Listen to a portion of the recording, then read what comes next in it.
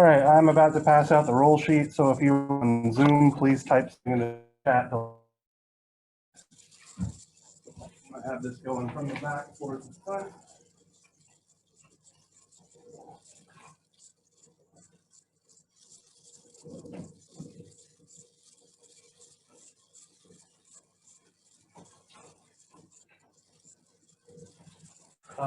If you have not noticed, there is a Zoom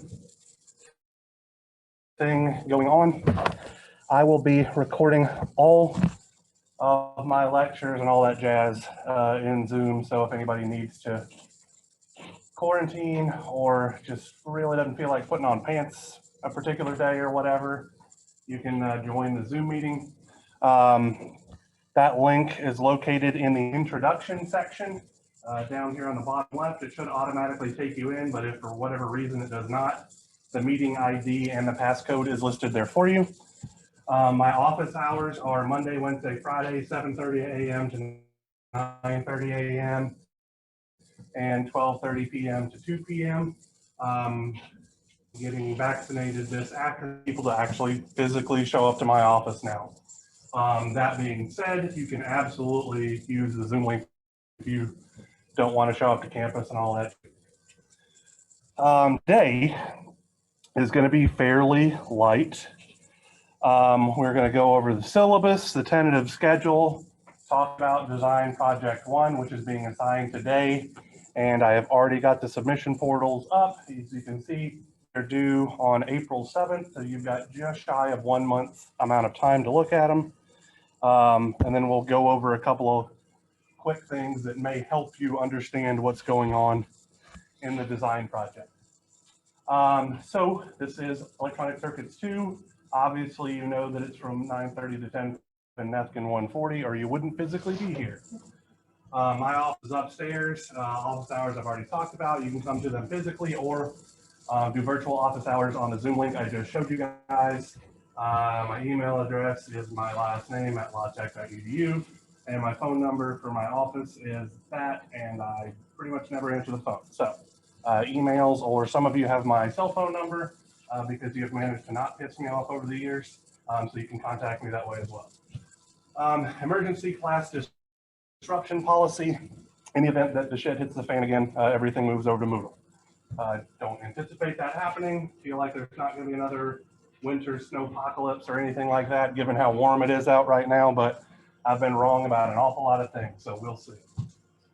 Course objectives. In this class, we are going to be dealing into deeper topics using multiple transistors for both our amplifiers, what's called the cascode stage and all that kind of stuff, as well as loading. We'll just get into lots and lots of more advanced topics in electronic circuits.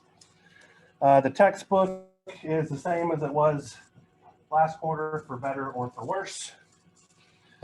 Disability disclosure, anybody needing testing accommodations and all that jazz, contact the Office of Disability Services or Testing and Disability Services at 318-257-4221, or the email address or the website there. Attendance, officially, you know, you're supposed to be here and you can only miss 3 days and all that jazz. Unofficially, you're adults. You know what it takes for you to pass the class. Why are you not wearing a mask? I'm going to take attendance every day because I'm literally required to by the state, but as far as it impacting your grade, you missing class is going to screw you over way more than me just being a jerk and arbitrarily saying if you miss X number of classes, you fail. So I don't particularly care. Academic misconduct, don't cheat, be less of a jerk than I am, and we'll be on good terms. There's the official policy. Homework will be carried out via web work. Will be just as awful as last quarter would be my best guess. I haven't looked at them yet, to be entirely honest. Let's see, specific due date for each homework assignment will be listed on the web work. Quizzes, there will be 2 quizzes in this class at a minimum. They're part of your final grade in the course. We may, if necessary, include some bonus quizzes and things of that nature, but we'll cross that bridge when we get there. Projects, this is just copied straight over from my 335 syllabus, but you're going to be asked to design a couple of practical electronics projects, design and simulate the circuit using LT Spice and electric in some cases. Let's see, I think there's 23 students, so groups of at most 3 people will be able to ask to submit the Spice code and file a written report for each of the design assignments. Exams, there's only going to be 2 of them. And that's something that I want to talk to you guys about right now. Currently, it says all exams are closed book and closed notes. That is very likely to change. But something that has potentially come up historically in this class, for the last several years, the exams were all multiple choice. And the students in the past complained significantly about all of the exams in 335 and 336 being multiple choice. So when I was asked to teach this class, I said, hey, we're going to get rid of multiple choice. The problem that we are facing is that we got rid of multiple choice and the scores went down. So my question to you guys is then, would you prefer to keep the format that we used last quarter where there were a few multiple choice questions based on theory and then some workout problems wherein you can get partial credit? Or would you prefer to move to an entirely multiple choice test where no partial credit is given? I see Nathan raising his hand for 1, I'm assuming, option 1, or just? Yeah, raising my hand. Oh, yeah. So what are your thoughts, Nathan? I prefer multiple choice exam mainly because I felt very time conscious on the exams last quarter because I felt the need to show my work extensively. Okay. And with the multiple choice, I can show less work, get through the questions faster, and know if I miss the question. So I can Fair. go back and do it. Okay, so we got 1 vote for multiple choice. 2, you're shaking your head. All right, so who wants multiple? Let's instead of just randomly watching people's facial expressions and crap like that, let's make this a little bit more formal. Who votes for all multiple choice exams? 1, 2, 3, 4, 5, 6, 7, 8. Okay, so there are 23 students in here, so the 8 of you got outvoted. Well, actually, let's see. How many of you prefer to not do it? Because there may be a certain number of people who don't give a shit. And if they don't care either way, then the 8 may be able to carry. So how many of you actually have an opinion on taking non-multiple choice exams? 1, 2, 3, 4, 5, 6, 7, 8, 9, 10, 11. All right, so the non-multiple choice has it. So Nathan, you presented a good argument, but you were shot down.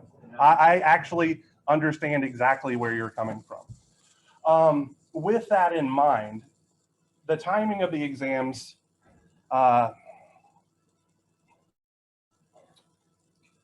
and by that I mean the amount of time that you're given, was decided upon to be an hour and a half to an hour and 45 minutes. Because technically speaking, if this class is an hour and 15 minutes long, that's how long you're supposed to get to take the exam. Anything past that, Dr. Batari and I can actually get in trouble. So we were trying to find a middle ground to where we wouldn't, let me think of a way to put this. So like working out the tests took me about 35 minutes. I think 32 minutes for the first one and close to 40 minutes for the second one. So I average about 35 minutes, okay? Ideally, I would like to give you guys 3 times as long as it takes me to do it, which would be somewhere between the 125 minute range or whatever that is, something like that. Or no, not, or 120 minute range. So like, I wouldn't have an issue with having you guys have 2 hours to do the test. What I don't want to happen is for you guys to go to Dr. Turner and say, Dr. Hartman's being an asshole and he's making these long ass tests and he's ruining our lives. Because that's gonna make me look bad and put me in a crappy mood. So with that being said, I genuinely have no issue whatsoever with giving you guys a 2-hour test or allowing you 2 hours to complete a test that takes me 30 to 40 minutes to complete. So is anybody opposed to our night exams being 2 hours for you guys to get through everything? Yeah, the test will not be longer at all. Okay. It will be the exact same format and all that kind of stuff as last quarter. Just giving you a little bit, like in the grand scheme of things, only 15 minutes more time to do stuff, but I feel like that 15 minutes could be important. I want to make sure that you guys feel that you have enough time, but that you're also not going to get me in trouble. That's my goal in life, is to keep my name out of the administration's mouth. Okay. All right. So I feel like we have tests. Only FE approved calculators, blah, blah, blah, same as last time. So here's the grading. 12% is from your web work and SPICE assignments. And then unit 1 is 36% for the exam, 6% for the project, 2% for the quiz. So the tests in this class, I feel, I've looked over them, might be a little bit more easy than what you saw in 335. But notice that the weight of them is significantly high. There's only 2 of them. So if you fail a test, I will see you next year. It's just how it's going to wind up working out. If you bomb one test, you're going to have to take a year's worth of student loans to come back and not suck again next year. Oh, it shouldn't be. They should both be the same thing. I'll need to fix that. It should be 44, excuse me, no. Yeah, so I have to fix that, yeah. So 36 plus 6 is 42, plus 2 is 44. Double that, 88, and then 12 from the homework. So they should both be 36. Thank you for catching that. I will absolutely fix that. That's why I'm glad I put something about the contents of the syllabus might change. I'm telling you now, I'm changing that. Yeah. All right, thank you for catching that, because I don't want the maximum grade in this class to be an 88. Then, yeah, that's how I would play that and get fired. Let's see. All right, 10-point scale. Again, I'm a jerk. I don't like curving, so I'm not going to do it. So if you want to make an A in this class, you need a 90.00 or higher. Syllabus changes. There will be a change made to the syllabus. Yay. And then emergency notification stuff and boilerplate code crap that you see on every, or you're supposed to see on every single syllabus. I'm not going to bother going over. So that is the syllabus. That is the wrong thing. Let's look at our tentative schedule here. So today, like I said, just going over the basics. Syllabus, going to talk about our first project and all that kind of stuff. We're going to spend a week going back over some op-amp stuff. So Friday will likely be very much a review. That is a loud noise.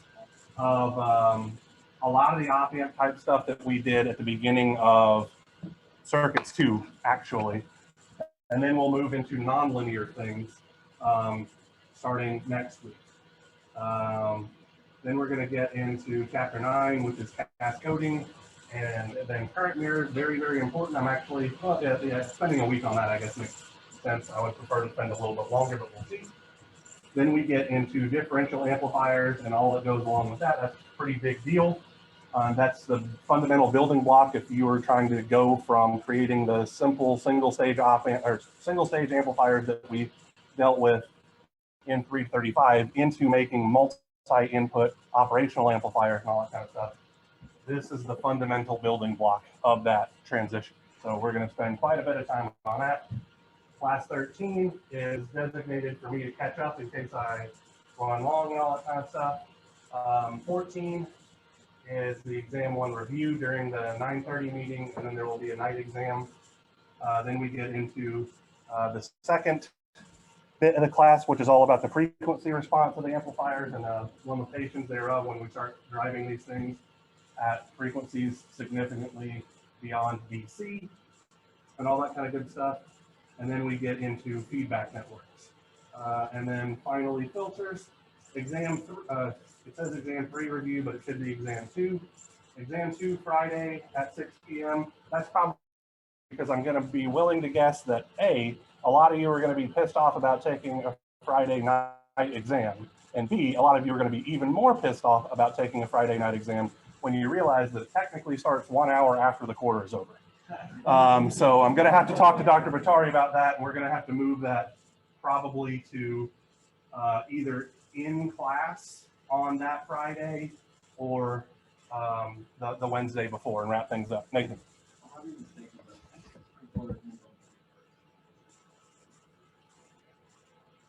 No, it's class number 30, but the date for the exam is Friday, May 21st. So you are correct, but you misread the table, which is totally fine. Shit happens. All right, so any question? Let's see, the drop date is on April 30th. So that means that exam 1, project 1, quiz 1, and several homeworks will all be, you'll all have those graded and returned to you well before you have to make a decision with regards to dropping the class. So you'll have close to 50% of your grade known. So I feel like that gives you enough of an informed opinion. Any other questions regarding the scheduling that we're doing for this quarter? All right, so let's see. Design project 1 then.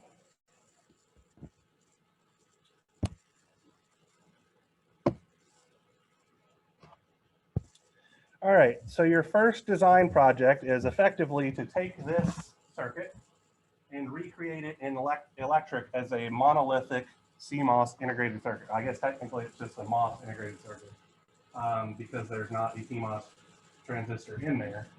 So just a real brief question here. Who can remember what kind of amplifier this is? Let's start there. Common source. The input is at the gate, the output is taken at the drain, so it is a common source amplifier. We have a 3.3 volt VDD. R1, R2, RD, and RS are all to be determined by you and implemented using high resistance poly. Then we also have 3 capacitors, an input capacitance, a source capacitance, and an output capacitance that you're all supposed to realize using poly 1, poly 2 capacitors. And then you have your basic NMOS transistor in there. There is a file in the little folder where this is located. It says some jibber jabber about creating an RC circuit using electric, which will help guide you through how to set things up for the analog parameters. For those of you that had me last quarter, I talked about the analog parameters and why I had stuff on my screen that you wouldn't have on yours, because I do analog design in 438, and so I didn't feel like going back and changing all my settings because you can still do all the digital stuff as well. So we're moving towards that analog design stuff. There are some technical metrics that you're supposed to meet. So your voltage gain of your whole system, so your input small signal, output input is 7 decibels, which is somewhere on the order of a gain of, I think, between 2.5 and 3, something like that, so not astronomically large. We want the MOS source pin voltage, so the DC operating point of our source pin to be at 56 millivolts above ground. Input and output impedances are nominally equal to 2 kiloohms. Notice that lambda is given as 0 in the SPICE model text down here, which means we can, ignore channel length modulation. So that's going to make things a little bit easier to figure out what resistor values and all that kind of stuff that you need to use. So any questions about the basics of what I'm asking you to do? This is very, very, this is just you implementing the 4 resistor bias network for a common source NMOS amplifier, which we beat to death last quarter, in my opinion. All right, so the requirements, you're going to write a report, blah, blah, blah, introduction, background, method, results, and conclusion, telling you what I want in each of the little sections, then telling you don't beat me to death with math, all that kind of stuff. Make sure your graphs are readable. Cite any sources that you use, which I don't know if that's appropriate for this, but whatever. And then I'm expecting you to submit 2 different digital formats, a docx and a PDF version, as well as your library files. I need to update this, so send me your electric file or whatever so I can play around with it.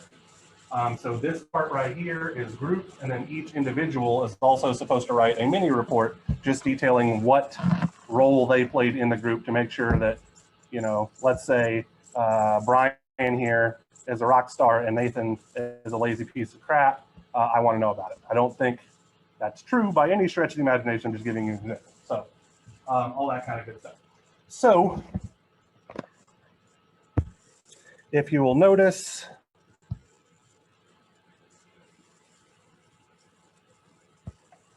there are already 2 online submission portals created. This one is set to take any file type and up to 20 files, although I'm expecting really no more than 3, due at 5 p.m. on April the 7th, 2021. And then this one is the individual report. I believe I have it set to only accept PDF files. And it's also due April the 7th at 5 p.m. I have it set to completely cut off submissions, I think 2 days later at midnight or something like that. So I won't accept ludicrously late. So there is a little bit of grace period built in, but you know, if you can't get this thing, if I'm giving you a month's worth of time to do it and you can't get it done before then, or 2 days after this point, then you know, you're out of luck. Okay, so that's really all I have planned to cover today, but I do want to talk about one other quick thing. And it may help you understand what's going on. This is your first time ever dealing with high resistance poly 2 resistors in electric, as well as poly to poly capacitors. So let's start by just looking briefly at what a poly to poly capacitor is going to look like in electric.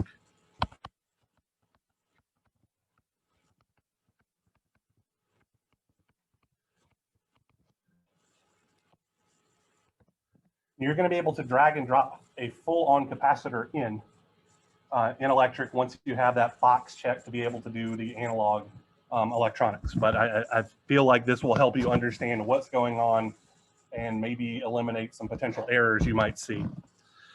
So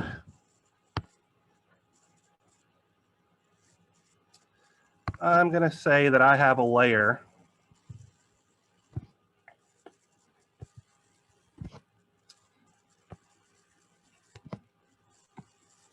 like so. So this big pink guy right here,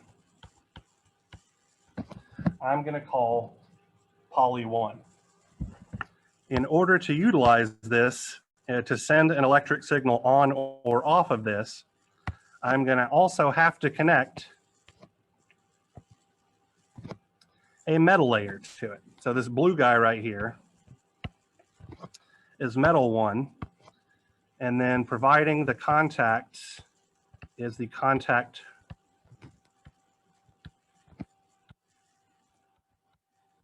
or via layer. So I'm going to start drawing this is a top-down view. Now I'm going to draw a side view so you can really kind of see what's going on. So if this is our substrate,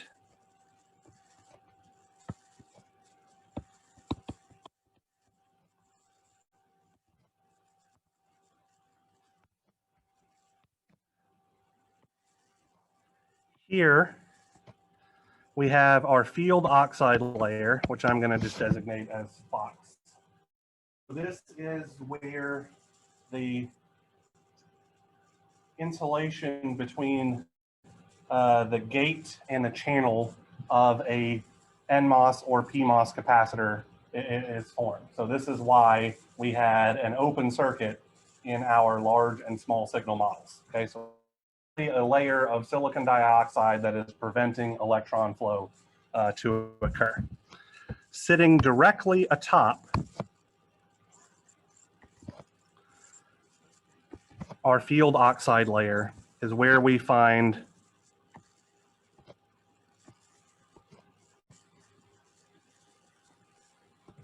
our poly 1 layer. Okay. And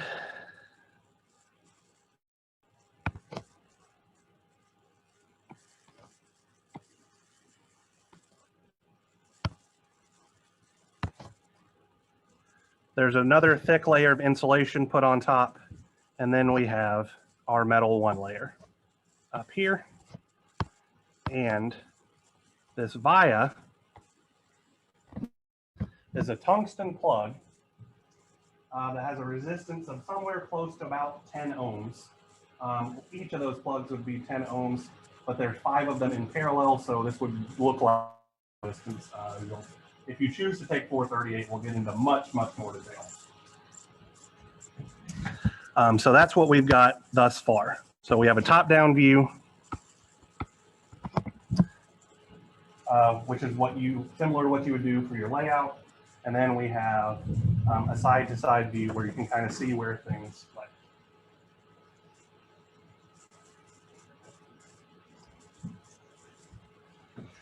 Now,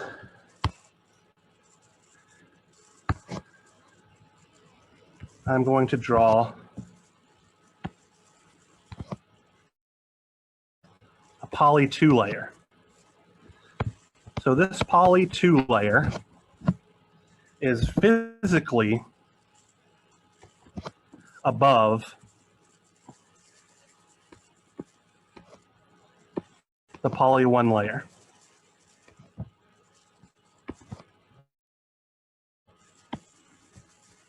Like so.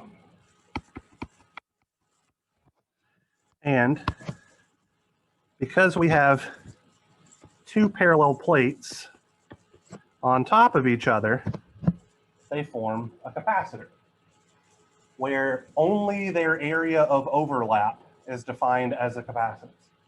So they are going to have an area capacitance and a fringe capacitance. For the sake of this class, the fringe capacitance can be neglected because it's just going to piss you off, to put it bluntly. So this capacitance between the poly 1 and poly 2 layers for the process that you are designing for, I'm going to call this C prime, is 200 picofarads per micron squared. Okay. So the overall capacitance then depends entirely on the ratio of the area of overlap, right? So if we want to get a larger capacitance, let's circle back around real quick here. Oh,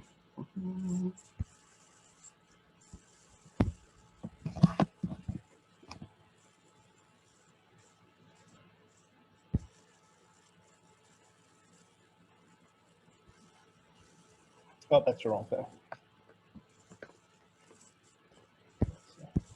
But that is the right thing.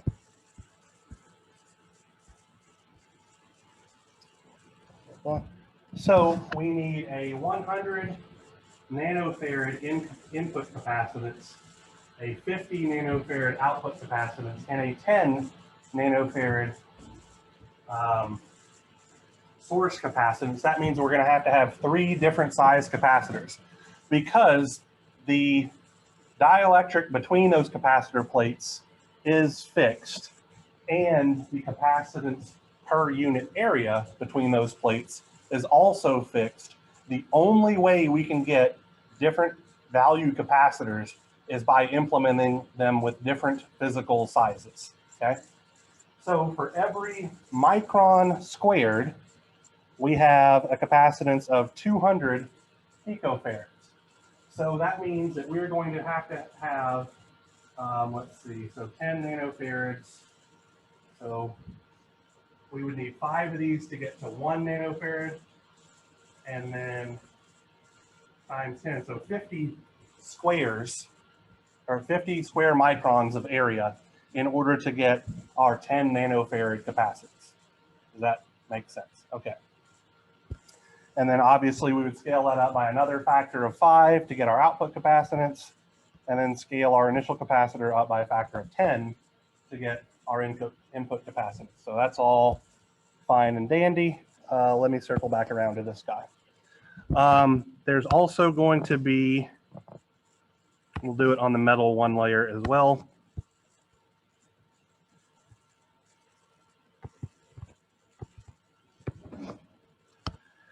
We have to make contact so that we can store charge on our plate. And so that's physically going to look like this. And we have another via between our metal 1 layer and our poly 2 layer. So this is a layout view of a simple poly 1 to poly 2 capacitor, and then the side to side view. There are specific rules about how much overlap must occur between the poly 1 layer and the poly 2 layer and all that kind of stuff. There's specific rules about the size of the vias. These are areas where Moses is gonna gripe with you. Another thing that's important, and this is why when you're designing to a specific thing, you're gonna see that it's not behaving as if you had it exactly the same. There is a parasitic capacitance formed between the poly 1 layer and the substrate, which you're gonna model in LT Spice and electric. There's also going to be parasitic capacitances between metal 1 and your substrate. And if you made your metal 1 extend over, you could have capacitors there too. The poly 1, poly 2 capacitor is typically going to be the dominant capacitance because the distance between those plates is extraordinarily slim. It's as small or smaller than the gate oxide thickness for the transistors that you implement here. The next largest capacitance is going to be this guy right here. It's called the bottom plate capacitance, and it's going to be between the bottom plate of your poly-poly capacitor and the substrate. These metal capacitors, between the metal and the substrate, are going to be typically extraordinarily small because the distance between this metal region and the substrate is much, much larger than anything else. So for the most part, those guys aren't going to contribute. So you can actually figure out, if you say, well, these guys are going to be so small as to not matter. If you put your capacitor in and run an RC, put it in an RC circuit, you can actually figure out what your bottom plate capacitance is by how far off of an ideal case it is, because you have it designed for a specific non-parasitic capacitance. And so you're going to have your non-parasitic capacitance connected in some way, shape, or form, series or parallel, depending on where you put your signals in and out and all that kind of jazz, to this other guy, so you can figure out what its effects and all that kind of stuff are. All right, so this is the poly-poly capacitor. Now there is one other interesting thing about this. These polysilicon layers are heavily doped. So they have had either acceptor atoms or donor atoms implanted in them such that we can treat this polysilicon as a metal, okay? Very, very high conductivity and all that kind of stuff. If we do not dope that poly, specifically poly 2, then we can form what's called a high Z resistor. So if I had a section of poly 2, let me see.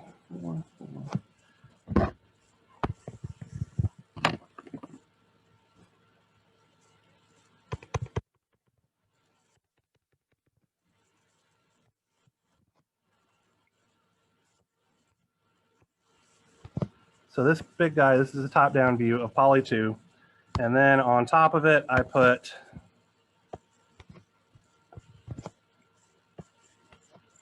a metal 1 layer, and then another metal 1 layer. I'm going to draw some vias in here.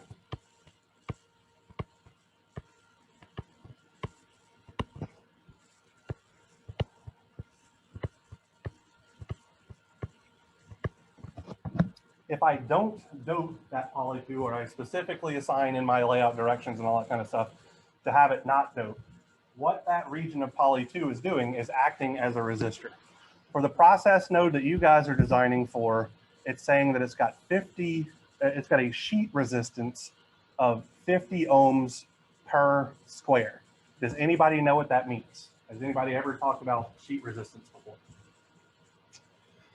So in a CMOS process, whether you're making resistors out of NWEL or polysilicon, the thickness of the resistor is always a fixed value, okay?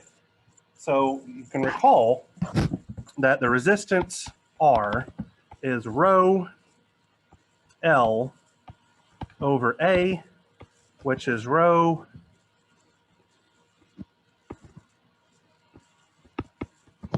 L times the width times the height. The height is a constant value. So rho over height or thickness is what we call R squared, or the sheet resistance. Everything else is based on simple aspect ratios, okay? So we have a sheet resistance given to us of 50 ohms per square, which means if we break our resistor up into 3 squares like I have done here, the total resistance is 50 plus 50 plus 50 is 150. Now, let's say that, so let's call this guy 50 ohms, 50 ohms, 50 ohms. Our total is 150 ohms. What if I did something like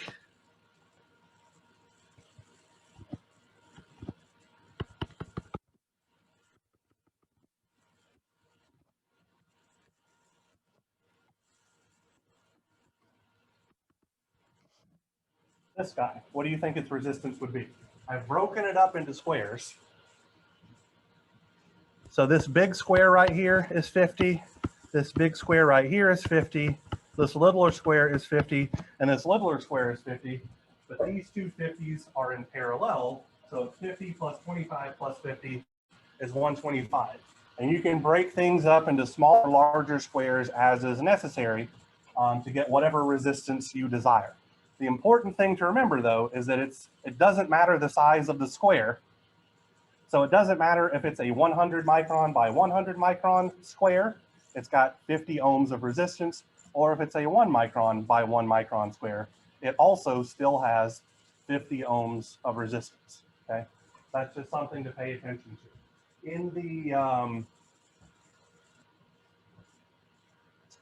In the electric tutorial, it talks about creating a resistor bank where you're just chaining a bunch of high-res poly 2 resistors together using effectively metal wires to connect the end to end. You don't necessarily have to do that. You can make a large serpentine resistor bank just using, or serpentine resistor just using high-res poly, but the math gets really annoying. So like if you take 438, I'll teach you how that works. But for now, it's going to be way less of a headache for you to just put a resistor and then put another resistor beside it and then wire them together, as opposed to doing everything out of high-res poly 2, where you have to take into account that the corner is only going to be 60% of the resistance because of the current distribution flowing through it, and a bunch of jibber jabber like that is just going to piss you off. So do it the easiest possible way and just say, I got a resistor and a resistor and a resistor, and then wire them in series and say, now I have one big resistance. So hopefully this is insightful to help you guys kind of figure out what you're going to be doing, implementing those capacitors and resistors in your design and how to think about that approach. Any questions or anything? Yes.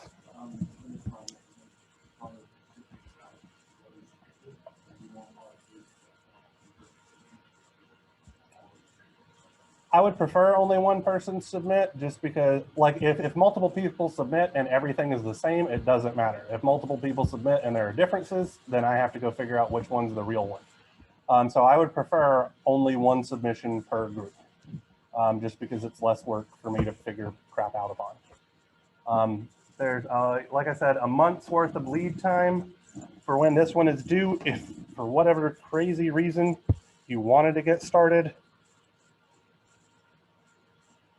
oh, here we go.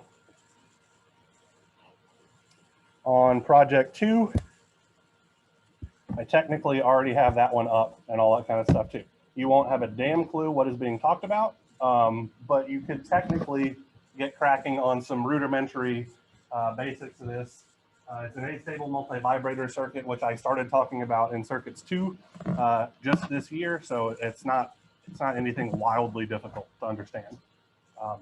So you've got a month's worth of lead time on project 1 and 2 months worth of lead time on project 2. If you and your 2 group members can't use that amount of time to decide so-and-so is going to be the one responsible for submitting crap, God help you. All right, any other questions? All right, see you guys on Friday, where we're going to talk about op amp